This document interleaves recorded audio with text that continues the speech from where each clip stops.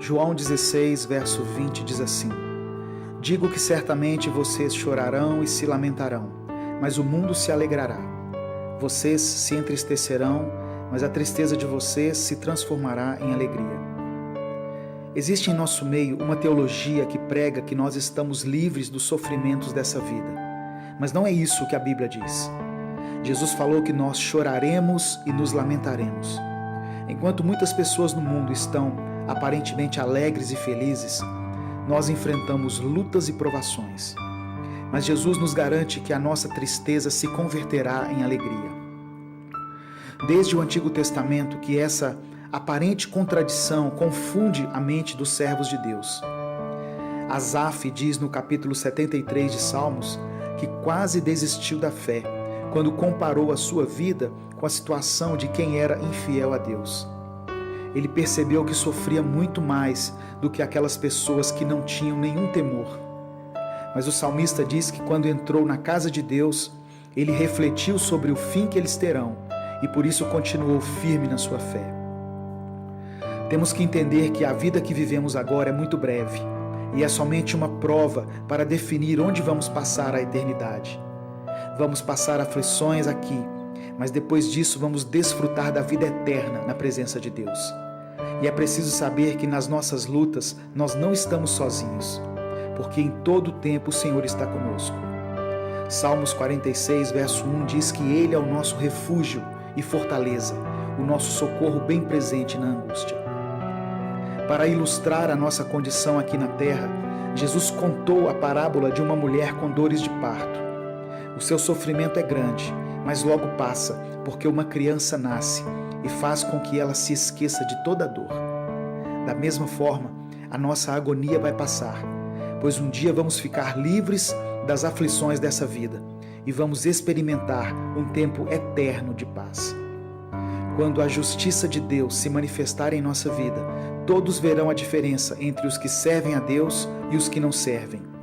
Aqueles que buscaram aproveitar a sua vida nesse mundo vão perdê-la, mas quem sacrificou sua vida por amor a Cristo se salvará.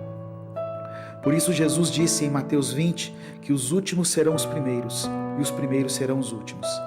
Receba essa palavra no seu espírito. O seu sofrimento, sua aflição e sua agonia estão com os dias contados. Deus tem reservado um tempo de alegria e satisfação que vai preencher os nossos corações. Jesus disse: agora é hora de tristeza, mas eu os verei outra vez, e vocês se alegrarão, e ninguém tirará essa alegria de vocês.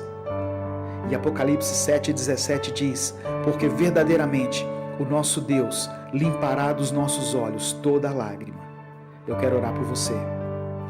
Senhor, que cada pessoa que ouvir essa mensagem possa tomar posse da Tua palavra. Sabemos que o Senhor tem reservado para nós um tempo de alegria e paz. Nos perdoe porque muitas vezes agimos como Asaf. Nos comparamos com as pessoas que não têm a Deus e invejamos a vida que elas levam. Mas hoje entendemos que o que está reservado para nós é muito maior e muito melhor do que qualquer outro tesouro desse mundo. Eu oro em nome de Jesus. Amém. Deus te abençoe. Eu sou Edivaldo Oliveira e esse foi mais um Minuto com Deus.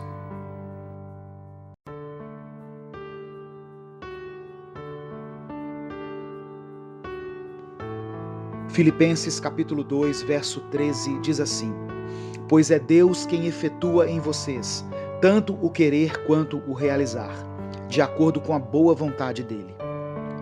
Deus está agindo na sua vida, mesmo que você não esteja vendo ou percebendo esse agir. Muitas vezes nós não temos paciência para esperar a ação de Deus. Ficamos ansiosos, queremos que em todo tempo aconteça algo diferente e grandioso conosco, sendo que o maior presente que poderíamos receber de Deus, nós já recebemos, que é a salvação em Cristo. Mas passamos a vida inteira correndo atrás das coisas deste mundo. Deus opera, na maioria das vezes, em silêncio. Paulo escreveu aos Filipenses para que eles não ficassem ansiosos, mas que levassem os seus pedidos a Deus, pela oração e súplica, com ação de graças. Temos toda a liberdade de nos achegarmos a Deus e pedir o que desejamos que aconteça, mas façamos isso com o coração grato pelo que Ele já tem nos dado. Aprenda a confiar em Deus. Não se desespere diante dos problemas que tiver de enfrentar. Se a sua bênção ainda não chegou, ou se o seu milagre ainda não aconteceu, não quer dizer que Deus se esqueceu de você, ou que Ele te abandonou. Temos que ter a consciência que Deus sabe o que é melhor para nós, e Ele sabe qual é o momento certo de agir. As pessoas dizem que Deus tarda, mas não falha. Isso não é verdade. Ele não tarda, Ele chega no momento certo.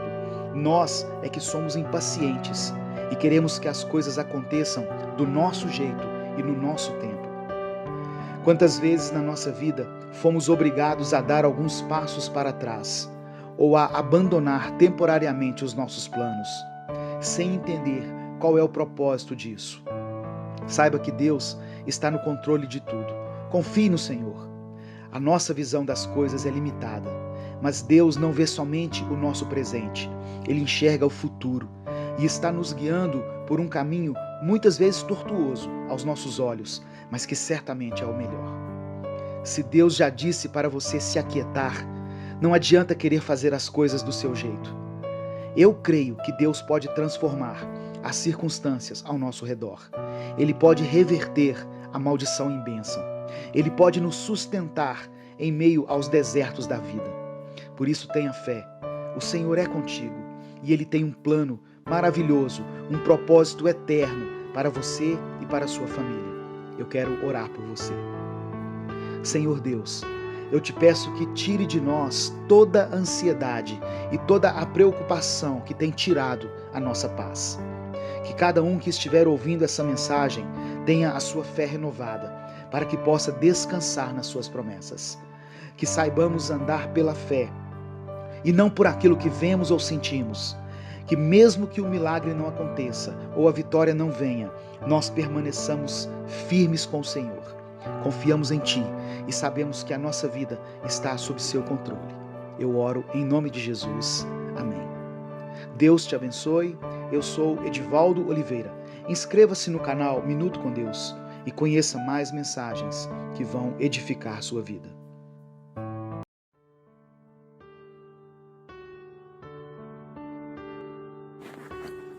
Mateus capítulo 8, versículos 24 ao 26 diz assim: E eis que no mar se levantou uma tempestade, tão grande que o barco era coberto pelas ondas. Ele, porém, estava dormindo. E os seus discípulos, aproximando-se, o despertaram, dizendo: Senhor, salva-nos, que perecemos. E ele disse-lhes: Por que temeis, homens de pouca fé? Então, levantando-se, repreendeu os ventos e o mar, e seguiu-se uma grande bonança. Muitas vezes Deus permite que passemos pelas tempestades em nossa vida. Mas saiba que em tudo Deus tem um propósito. Nada acontece por acaso. Quando Jesus está no nosso barco, nós podemos passar pelas tempestades com confiança. Ele não vai permitir que naufraguemos. E Deus usa as tempestades para nos ensinar algumas lições.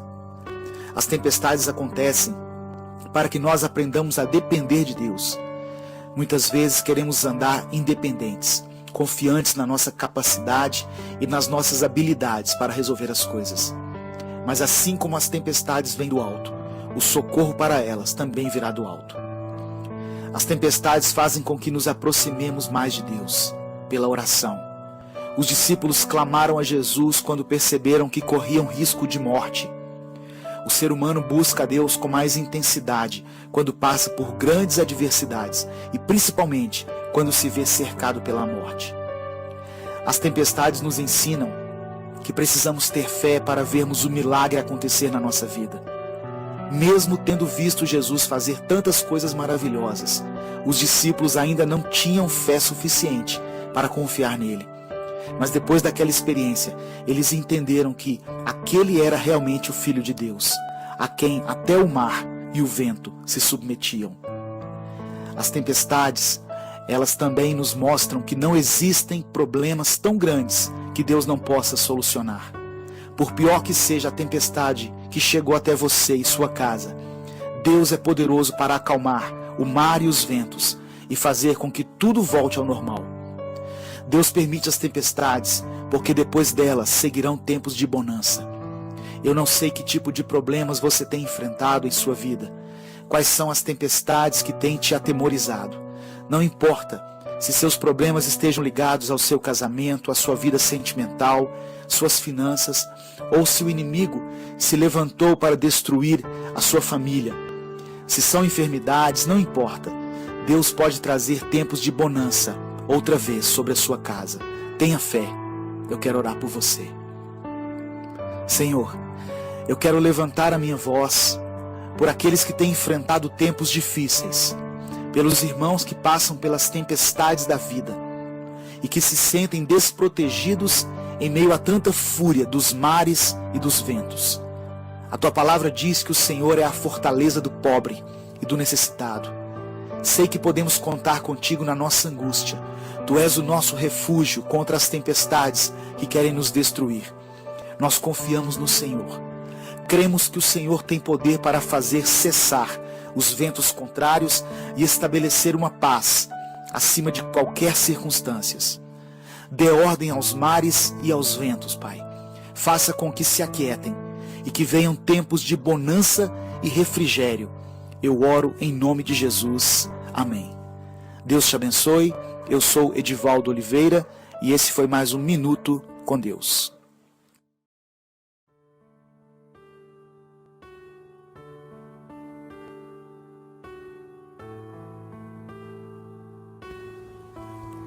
Salmos 37, versículo 4 diz assim: Deleita-te também no Senhor, e Ele te concederá o que deseja o teu coração.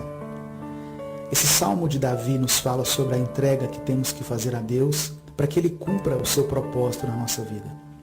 A palavra começa dizendo para não termos inveja daqueles que praticam a iniquidade. Você já teve a sensação de que as coisas dão certo para um monte de gente e nada acontece para você?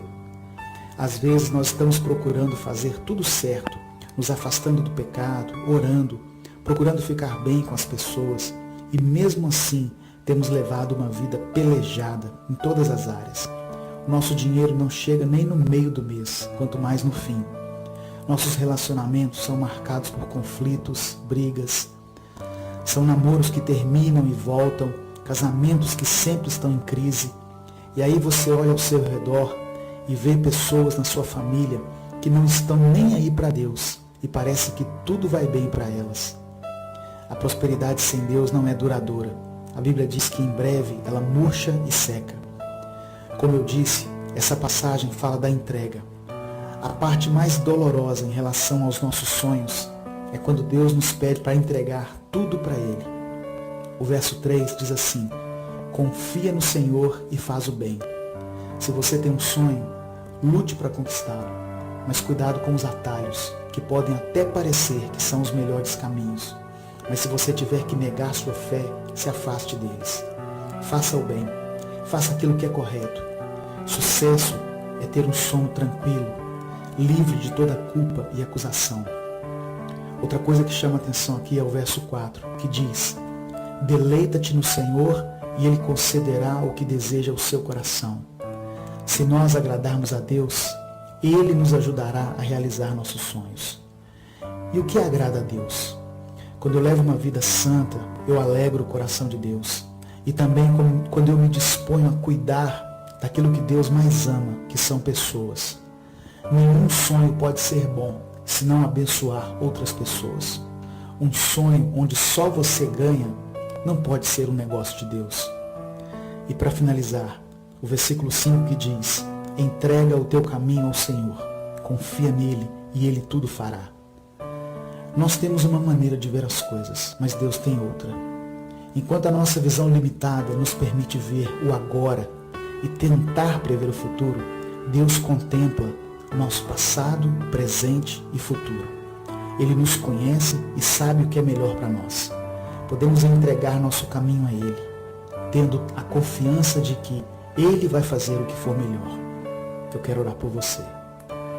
Senhor, cada pessoa que me ouve tem sonhos, projetos, desejo de crescer, de ter uma vida melhor em todas as áreas. Que nós possamos confiar no Senhor e manter a nossa integridade diante das ofertas tentadoras que vão contra os seus princípios.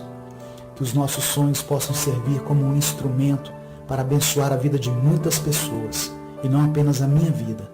Me dê coragem para entregar meu caminho ao Senhor, com a confiança de que o Senhor tem o melhor para mim. Eu oro em nome de Jesus. Amém. Deus te abençoe. Eu sou Edivaldo Oliveira e esse foi mais um Minuto com Deus.